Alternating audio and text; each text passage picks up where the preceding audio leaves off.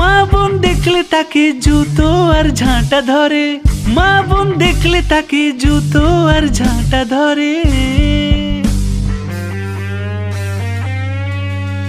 কুত্তার লেজ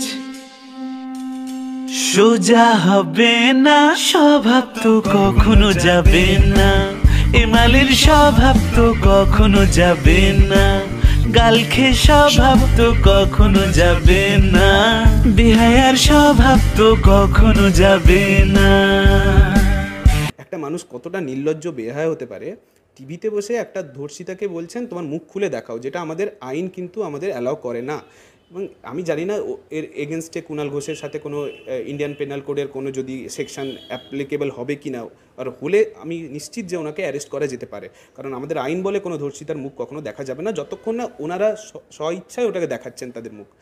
সেটা কুণাল ঘোষকে ভাবতে, আর উনি তো দোকান কাটা মানুষ, তো ওনাকে আর আলাদা করে কি বলবো। আমি ভাবছি এই যে কাজগুলো কিছুদিন আগে বা কালকেই করেছিলেন, যে যতই হোক বিজেপির একজন মহিলাকে যেভাবে গালিগালাজ করেছেন এবং তারপরে এই মহিলাদের ঘোমটা তোলা কিংবা বলেছেন সাজানো ঘটনা, এগুলো নিয়ে আমার মনে হয় কোথাও না কোথাও আবার একবার কুণাল ঘোষকে নিয়ে আমাকে আওয়াজ তুলতে হবে, ওনাকে নিয়ে একটু গান বানতে হবে।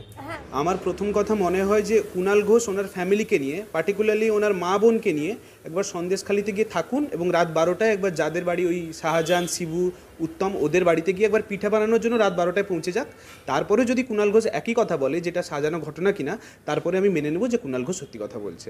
আর মমতা ব্যানার্জির কথা হচ্ছে, উনি হাঁসখালিতেও বলেছিলেন রেপটা নাকি লাভ অ্যাফেয়ার ইত্যাদি। তো ওনার কাছে এই রেপ টেপ ঘটনাগুলো খুবই সামান্য, সবটাই ভোটের রাজনীতি। ওই 500 টাকা দিয়ে এতদিন ধরে মহিলাদের ধরে রেখেছিলেন, মা বোনদের ধরে রেখেছিলেন। এখন যখন দেখছেন নিজেদের দলেরই কর্মীরা ওনার বিরুদ্ধে ক্ষোভ প্রকাশ করছেন, তো কিছুভাবে ওটাকে আরএসএসের ঘাঁটি ইত্যাদি বলে রেখেছে। যদি কুৎসাই করানো হয় তাহলে উনি কালকে ডিজিকে পাঠিয়েছেন কেন, বা এতগুলো পুলিশকে পাঠাচ্ছেন কেন ওই এখানে তদন্ত করার জন্য, তৃণমূলের প্রতিনিধিকে পাঠাচ্ছেন কেন? যদি সবটাই সাজানো ঘটনা হয়, যারা মিথ্যা কথা বলছে সোজা তুলে আনুন, ওদেরকে জেলে ভরুন। আপনি তো সব জানেন, উনি তো মঞ্চ থেকে নিজেদের মিটিংয়ে বলেছিলেন যে রাজ্যে তৃণমূলের কোন নেতা কী করছে ওনার সব নখদর্পণে থাকে।